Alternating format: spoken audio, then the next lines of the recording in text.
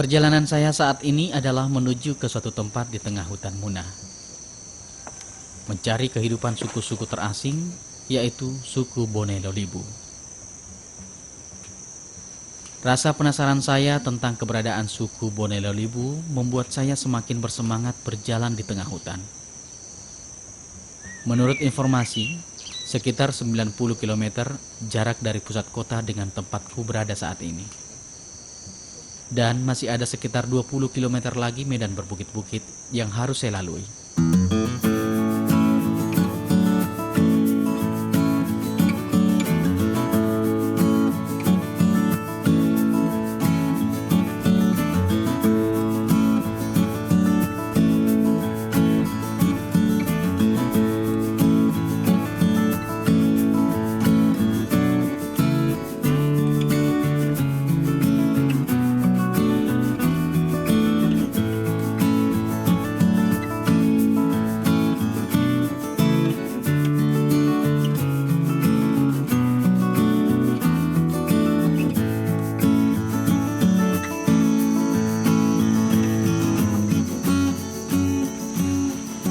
Di tengah perjalanan, saya bertemu dengan dua orang warga.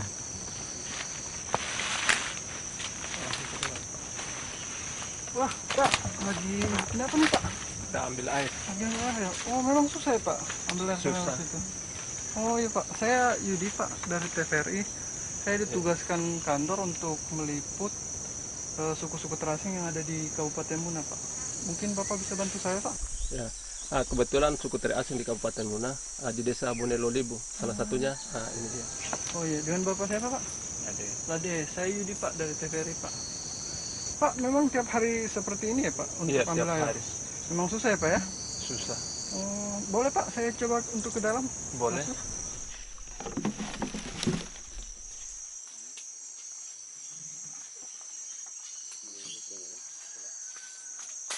Setelah Pak Lakema dan Pak Laje turun, saya pun menuruni tangga yang kurang lebih tingginya 5 meter masuk ke mulut gua.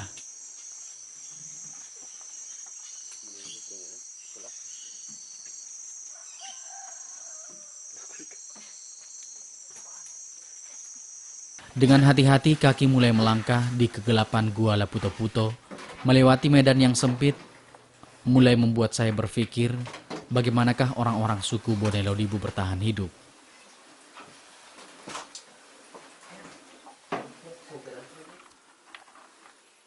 Ada, Pak?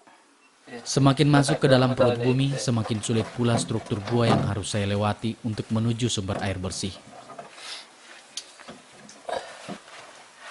Masuk melalui celah sempit untuk bisa sampai ke bagian lain dalam gua dengan medan yang berbatu.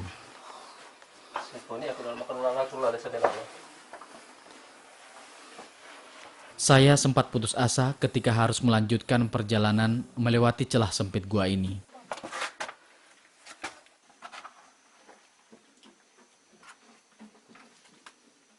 Namun, penasaran masih lebih besar memacu semangat saya mengikuti jejak Pak Laje dan Pak Lakema menuju sumber air yang dituju.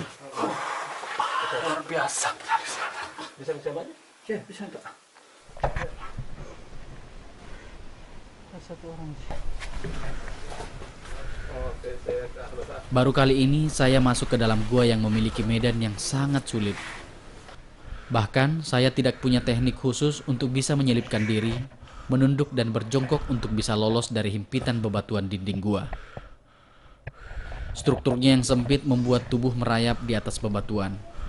Belum lagi, kadar oksigen yang sangat sedikit di gua membuat nafas merasa hampir habis.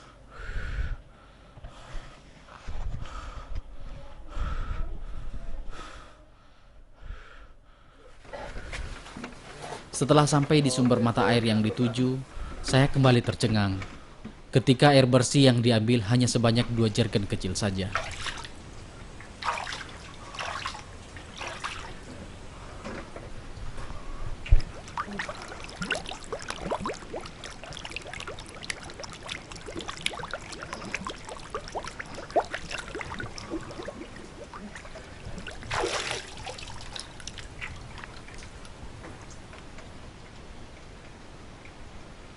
Setelah jergen terisi, bukan berarti kesulitan berakhir. Kesulitan yang sesungguhnya justru ketika hendak keluar kembali dari gua. Jika tadi, ketika masuk tak ada beban yang dibawa. Kali ini, jergen 5 liter yang telah berisi air bersih menjadi beban yang dijinjing keluar gua melewati medan yang sempit, bebatu dan sulit tadi.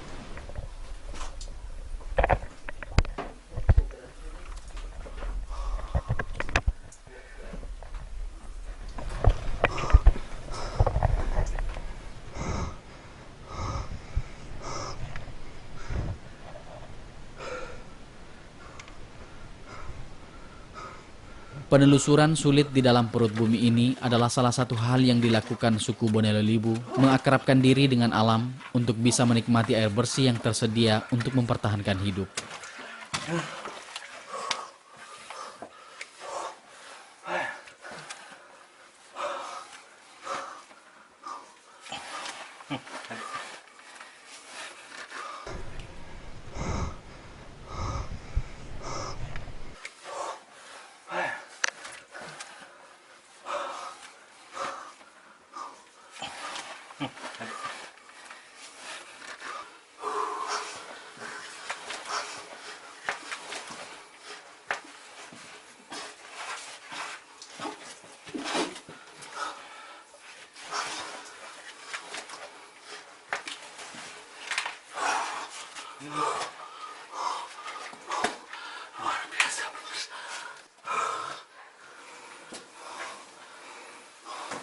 Dan akhirnya, pengalaman luar biasa dalam gua Laputo-Puto ini berakhir ketika secercah cahaya dari mulut gua itu telah terlihat.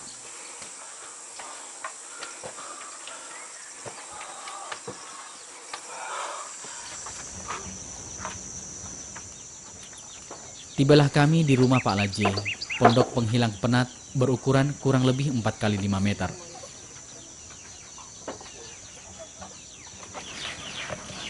Iya, Pak Lade. Kenapa bisa lebih memilih tinggal di hutan ini, Pak? Kehidupan keluarga Pak Laje di tengah hutan memiliki alasan. Ia tidak ingin terpengaruh dengan hal-hal buruk yang terjadi di desa luar hutan. Diri di kebun sini. Jadi lebih baik memilih di hutan saja, Pak, daripada Iya, di kampung. kalau di hutan sini kan dia cuma berkebun saja.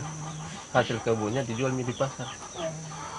Hanya berbincang sedikit dengan keluarga Pak Laje, saya pun mendapat izin untuk bisa membantu aktivitas mereka selama seharian.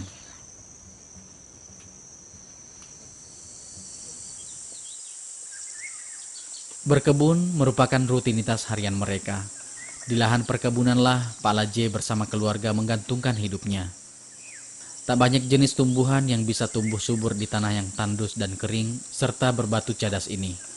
Hanya jagung dan umbi-umbian yang cocok tumbuh di atasnya. Tidak hanya Pak Laje yang menyiangi rumput-rumput liar kebunnya. Istrinya pun ikut turun mengurusi kebun mereka. Membawa serta anak-anaknya ke kebun merupakan pembelajaran untuk anak mereka bagaimana untuk bertahan hidup dengan memanfaatkan sekaligus merawat lahan yang telah disediakan alam. Sambil menggendong anaknya, Jemari istri Pak Laje tak terpengaruh ketelatenannya mengurusi tanaman serta memetik hasil tanamnya tanpa beban sedikit pun.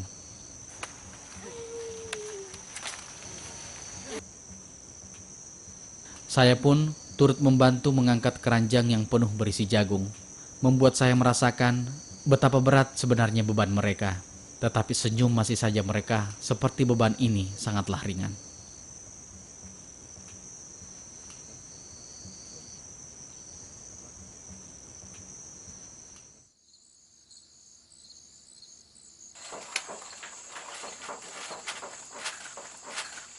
Matahari telah tenggelam di ufuk barat, dan saya akan menginap di rumah Pak Laje malam ini. Sebelum mengistirahatkan diri, kami pun makan malam. Menunya ubi jalar dan jagung rebus. Bukan masalah menu, tetapi bagaimana hasil panen itu menjadi sesuatu yang mengenyangkan dan bermakna. Sambil makan, saya pun menyempatkan diri berbincang dengan Pak Laje. Yang ambil kita punya hasil dapur kebun orang-orang lokal gitu.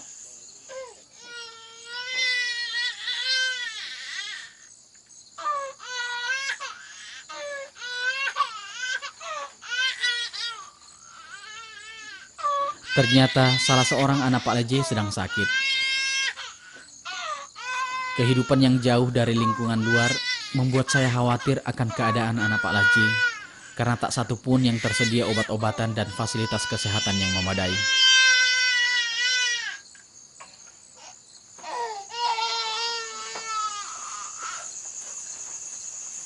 Tetapi kali ini, pengetahuan saya tentang kehidupan suku Bonelelibu menghadapi situasi seperti ini, yaitu cara Pak Leje mengobati anaknya.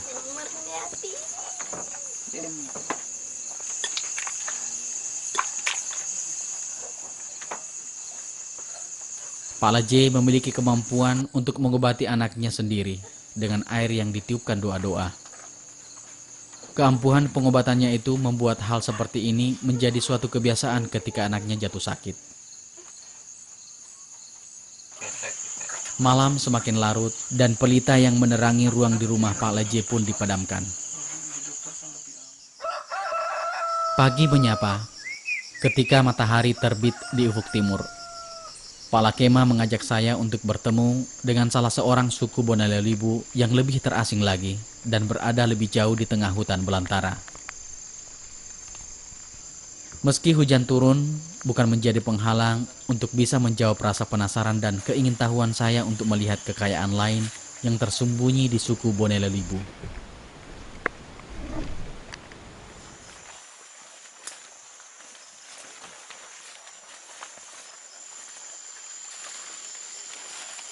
Pepohonan dengan batang kecil serta ranting pohon yang berkelebat cukup menyulitkan perjalanan kami dalam hutan ini menuju ke tempat yang dimaksud.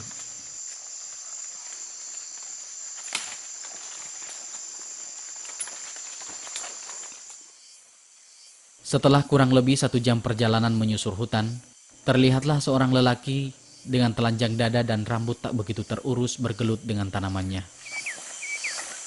Bat. Bisa pindah baka. Ini dia nomor TVRI dono di suku Lolibu.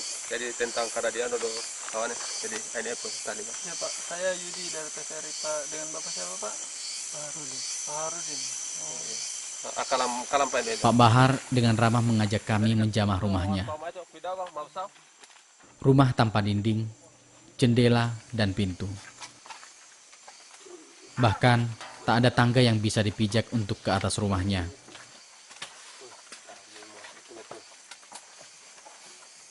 Hanya sebatang kayu yang tumbuh menyangga rumahnya yang dimanfaatkan sebagai pijakan untuk bisa naik menduduki lantai batang kayu yang diatur tak begitu rapat satu sama lain.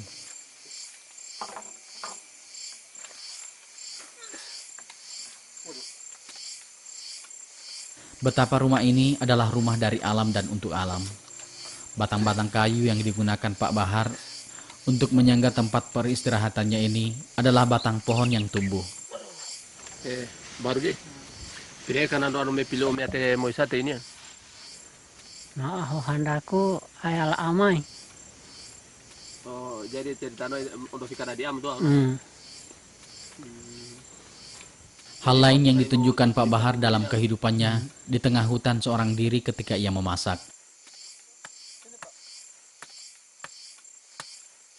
Kulit-kulit batang pohon ia kumpulkan untuk menghasilkan sumber api. Hanya ada satu panci yang menghitam karena bara yang ia fungsikan memasak apa yang hendak ia makan mengisi perutnya ketika lapar.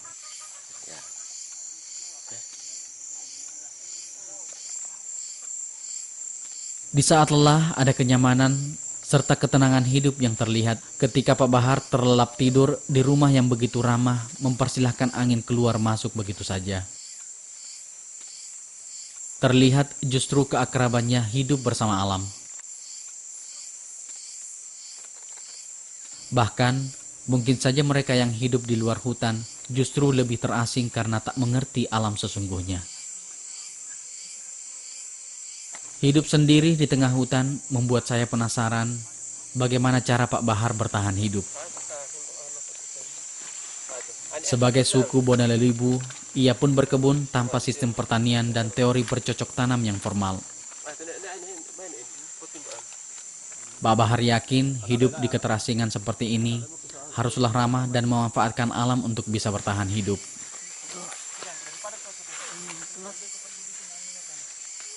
Seiring berjalannya waktu, setelah mengikuti aktivitas Pak Bahar, saya pun tersadar begitu banyak pesan moral dalam diri saya tentang makna kehidupan.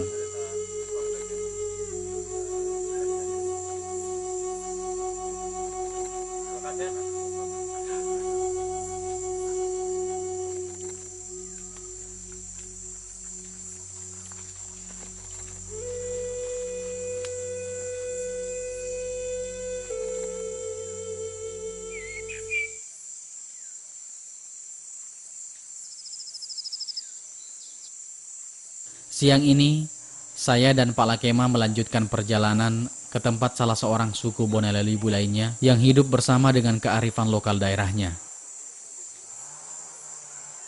Kami melewati perkampungan, yaitu desa Bonelelibu. Dengan jumlah kepala keluarga 196 dan jumlah seluruh penduduk 924 jiwa, meski penduduk di desa Bonelelibu juga memanfaatkan alam sebagai mata pencaharian, tetapi mereka lebih modern dan membuka diri dengan peradaban berkembang, dan memilih tidak mengasingkan diri dalam lebatnya hutan.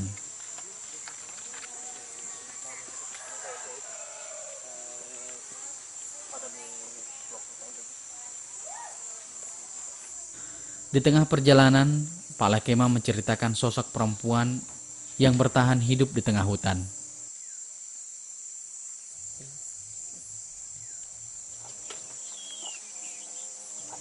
Wamondo, wanita setengah baya yang hidup seorang diri inilah yang menjadi salah satu potret kehidupan suku Bonelelibu. Wamondo menyiapkan makanan dan menikmati masakannya seorang diri, tanpa teman hidup kecuali alam yang ia pilih sebagai pendampingnya.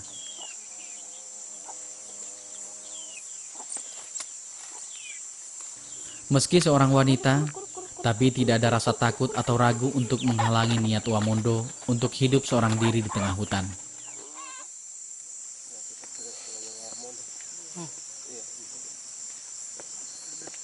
Setelah menyusuri desa yang merupakan pecahan dari desa Bone Kancitala ini, saya pun akhirnya bertemu dengan Wamondo.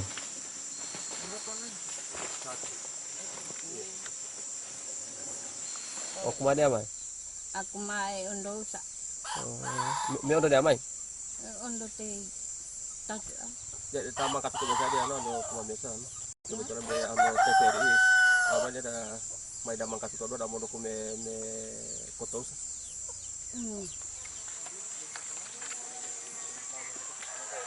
Tanpa berbincang panjang, saya pun mengikuti aktivitas Wamondo. Jika Pak Laje dan Pak Bahar bertahan hidup dengan berkebun, Wamondo mempertahankan hidup dengan masuk ke dalam hutan yang lebih jauh melalui jalan setapak untuk memetik dedaunan yang akan dijadikan sebagai sayur, meski harus merambah semak belukar.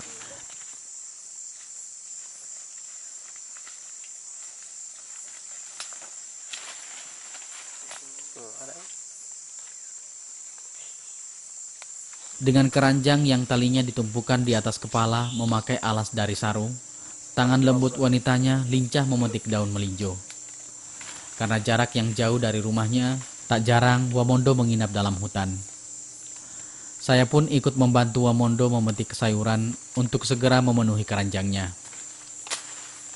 Di setiap gerak tangan Wamondo yang memetik sayuran, seperti ia memetik harapan untuk bisa bertahan hidup. Seperti inilah perjuangan Wamondo menembus lebatnya hutan.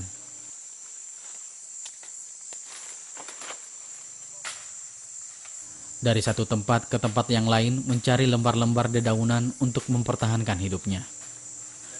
Pak Lakema membantu memotong ranting-ranting yang menghalangi langkah kami menuju ke tempat lain yang masih menyimpan lebih banyak dedaunan yang dipetik oleh Wamondo, yang nantinya akan dijual untuk menambah kebutuhan hidupnya.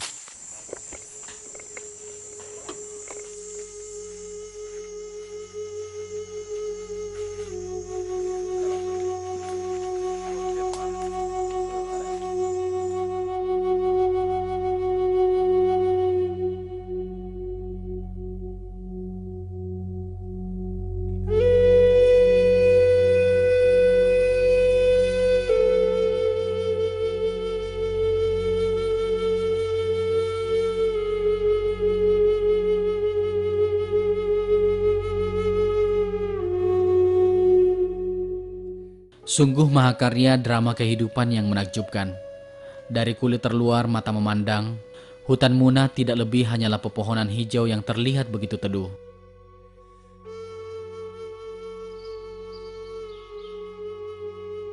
Namun, ketika menelusuri hutan itu lebih dekat, maka ada sebuah manis sisi kehidupan yang bisa dicicipi, yaitu keterasingan suku Bonalelibu yang hidup di dalamnya.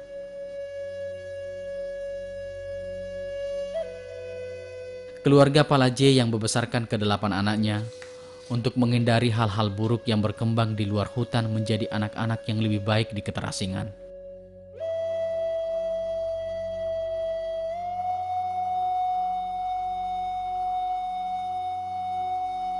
Pak Bahar dengan rimbanya hutan, hidup bersahabat dengan kekayaan alam harus mampu ia ajak sebagai teman untuk bisa bertahan hidup.